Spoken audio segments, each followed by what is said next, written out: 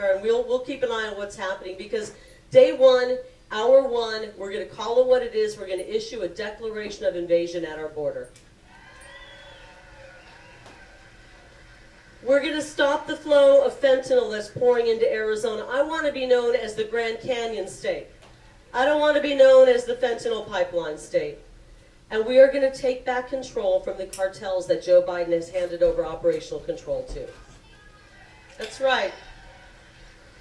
We are done with bumbling Biden.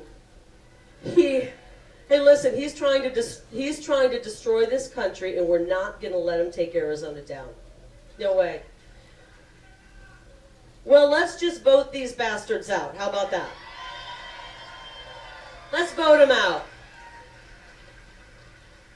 I'm half joking, but I'm also half serious. I think we've done more events today than Katie Hobbs has done in the entirety of this campaign. Where is Katie? I'm sure you've all heard by now that she refuses to debate. I don't know about you, but I consider a debate a job interview. If you don't show up for the job interview, you don't get the job. And if she's afraid of little old me, then how the heck is she going to go up against these terrorists on the border, the narco-terrorists and the cartels? How the heck is she going to fight for us? You know, she can't. Someone just said she can't. She's afraid, and we need someone who's a fighter right now. We've got so many issues facing us. Not just the border. We got to protect our babies and our kids. And I know that Scottsdale was at ground zero when it came to what they were teaching our education. I believe it's Scottsdale where they started calling us domestic terrorists. Is this where they labeled us? We mama bears are domestic terrorists. Well, they haven't seen anything yet. We will not let them poison our children's mind anymore. And when I'm governor, if we have to legislate it, we will. But we're not going to send our boys off to school and have them coming home thinking they're girls. And we're not.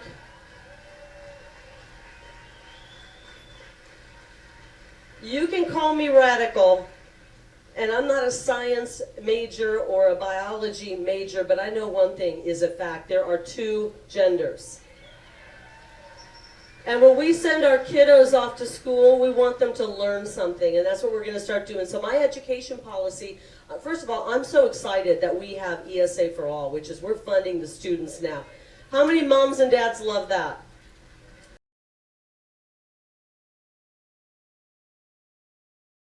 That's right. It's called education freedom.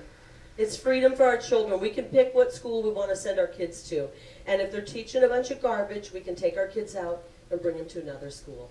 And I'm going to be honest, I think that's the fastest way to turn these schools around. How many of you own a business here? Raise your hand. If all of a sudden you're losing customers to your competition, you got to do a little soul search and self-reflection and say, what are we doing wrong? And what are they doing right? And I think this is the fastest way to get these schools to start teaching a curriculum that makes sense and actually educates our kids. One of my big policies, and I'm so excited about it, my kids are 18 and 19 now, but I wish this would have been happening when my kids were in school, is a dual track education. So after 10th grade, your kids decide, do they want to go the four-year college route? Then that's fine. Or do they want trade skill training, vocational training, and career certification right there in high school? Right there in high school. And I'll tell you what, that is music to the ears of industry leaders and business leaders, because they say we have great jobs. We don't have people ready for them. Let's not let our kids flounder 5 and 10 years after high school. Let's get them ready in high school so they're ready for those big jobs. It's amazing. I'm going to date myself here a little bit. I'm sure there's a few people my age or older who remembers when we used to do that. We had kids in my high school who got out of high school, they could be mechanics, they knew how to operate tools, they were ready for a job.